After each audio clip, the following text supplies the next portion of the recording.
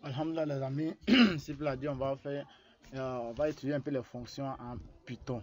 Donc on va pas trop parler, on va faire la somme et puis vous montrer comment on fait la différence et puis faire modulo si possible, comment la division.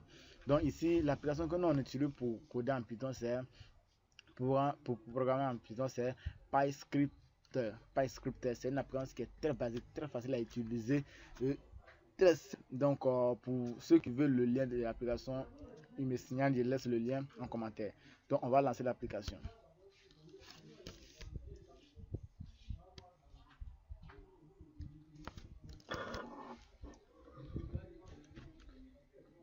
Ici. Donc ici, pour ceux qui ont lancé l'application pour la première fois, voilà comment ça va s'afficher. Donc vous effacez tout ça et vous commencez à écrire votre fonction. Ici, la fonction que nous allons faire, c'est la fonction qui fait la somme. Vous allez voir comment c'est facile et très simple à utiliser. Donc on commence par def, qui veut dire définir une fonction. Donc ici on met def, notre fonction va s'appeler somme. Dans somme, on va mettre ici nom A, virgule nom B. Attention, il y a une erreur. Virgule nom B. Et ici, on met 2 points. Avec l'application là, si vous faites des erreurs dans une ligne, vous pouvez faire une erreur dans une ligne, automatiquement il te signale que tu as fait une erreur. C'est ce qui rend encore l'application très simple. Parce que certains appareils, tu ne sais même pas où tu as commis l'erreur. Donc, par exemple, souvent qu'ils mettent ils ont signé, ils disent que c'est pas bon, il y a une erreur. Donc, avec l'application là, tous ces erreurs, vous pouvez les rectifier au fur et à mesure. Donc, ici, lui fait les tabulations, vous voyez, en même temps il a laissé un peu d'espace. Là en Python, si tu veux les tabulations, c'est pas bon. Donc ici, qu'est-ce que nous allons dire? On va dire par exemple, notre fonction là, lui il fait la somme. On a deux nombres et il fait la somme pour nous. Donc pour ce faire, qu'est-ce que nous allons faire? On va dire ici, par exemple, somme, on va appeler ça somme égale A plus B. A plus B. Et on revient à la ligne. On va dire return somme. Return somme. Return, vous voyez déjà, il y a oublié les R, ils ont souligné. Donc return somme.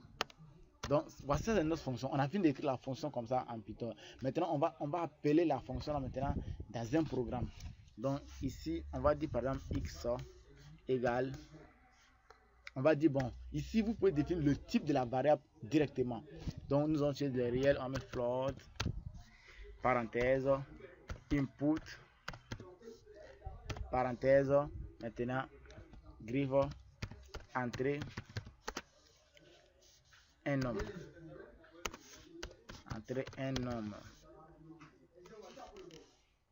On revient à la ligne. On fait même chose, on va dire par exemple y égale à float, en parenthèse, input, en parenthèse, griffe, entrer un autre nombre.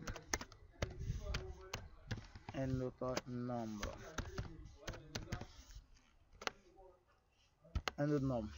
Donc ici, et puis maintenant on va appeler notre fonction. On va dire par exemple print. Vous avez le choix, vous pouvez mettre simplement print et puis mettre somme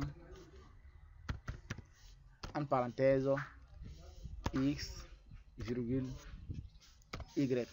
Attention, j'en souviens. X virgule y. Donc le programme est juste, on va compiler. Et vous voyez, automatiquement on a dit entrer un nombre. Donc si je mets par exemple 5, 8, je clique entrer un autre nombre, je mets encore par exemple 2. Et ils vont m'afficher ici le résultat qui est 10. Si moi je voulais écrire une phrase avant, j'allais mettre par exemple la somme, plutôt en griffe,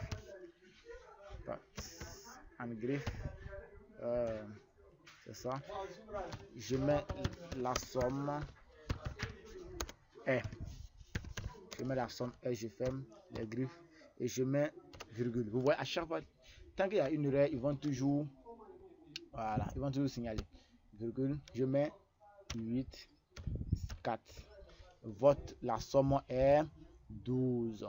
Donc vous voyez, avec l'application, tu ne peux pas oublier d'enregistrer avant qu'il compile pour toi. C'est après la fin d'utiliser, si tu veux, tu peux enregistrer maintenant, comment on dit, le fichier en cliquant ici. Donc nous allons faire le deuxième. Donc ici, si tu veux faire la différence, il suffit simplement de changer ici le signe.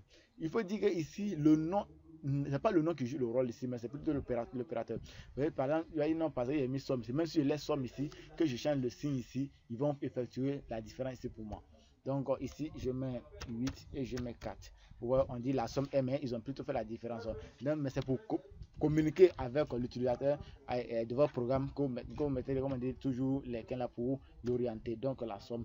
Pareil aussi pour le produit. Si je mets produit, je mets 5 fois 6. La somme est 30. Donc c'est dire qu'ils ont fait la somme pour moi. Donc pour communiquer à mon utilisateur, je pourrais mettre ici le produit est. Donc on garde la somme. Donc voilà, vous voulez de voir trois manières, trois fonctions. La fonction somme, la fonction différente, la fonction produit en Python. Donc on va passer au modulo. Pourquoi modulo? Parce que ici, on ne peut pas faire la division.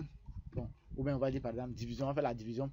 On peut faire la division d'une fonction sans mettre des conditions dedans. Parce que puisqu'on sait qu'on ne peut jamais diviser une fonction par 0. Donc c'est pourquoi j'ai tenu à faire ça avec des conditions. Donc ici, on va appeler ça fonction division. Fonction division, je vais mettre par exemple, je mets toujours mes A et mes B. Je mets par exemple ici A, B. Je mets mes 2 points et je reviens à la ligne.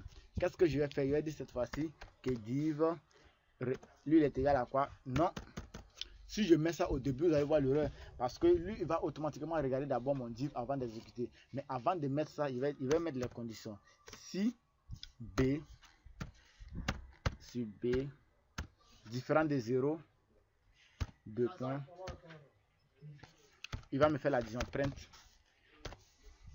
A divisé par B. Donc vous voyez, si ici B est différent de 0, il me fait la division simplement. Il y a plusieurs manières d'organiser votre fonction. Moi, je pourrais d'abord affecter ici div. Je pourrais dire par exemple div égale à A divisé par B et il va dire prendre div. Mais ici, je vais aller très rapidement pour que vous compreniez. Donc ici, la division. Vous voyez, il n'a pas mis les griffes. C'est-à-dire qu'on a besoin de la valeur et non le message. Donc je reviens à la ligne. Je me retourne et je mets ici else si. Sinon, print. Maintenant, cette fois, je vais afficher un message. Donc, je vais forcément mettre les griffes. Donc, print impossible.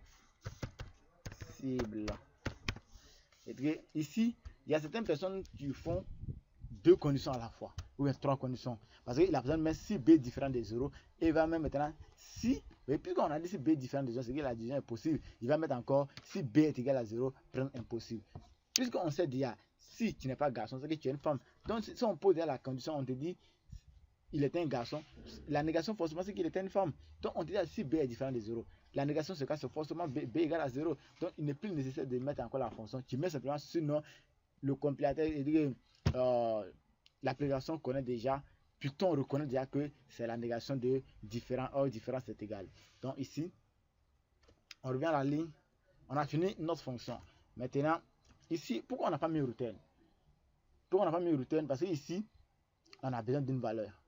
Et cette valeur peut être un message ou un nom. Si c'est égal à 0, si tu dis return, il va toujours te retourner à diviser par B. Or, ça, il y a le cas, il ne fera pas ça, il ne va pas retourner à diviser par B. Ou on pourrait mettre return, c'est vrai, si on avait, par exemple, on pourrait mettre ici return A divisé par B. Donc, tu vois, ils ont souligné la ligne pour moi, parce que ici, on n'a pas besoin de ça. Vous pouvez bien le mettre, mais ça n'influence pas votre programme. Donc, on va appeler maintenant ça dans un programme. On va appeler ça dans un programme. Puisque ici, on revient dans notre programme ici. Puisqu'on a déjà fait ça, on va venir pour gagner.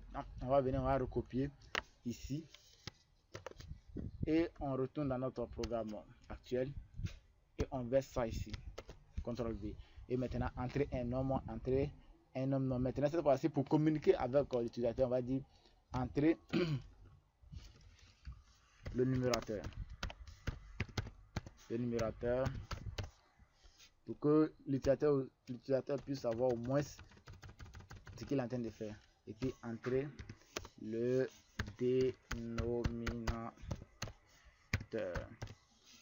Voilà, c'est propre.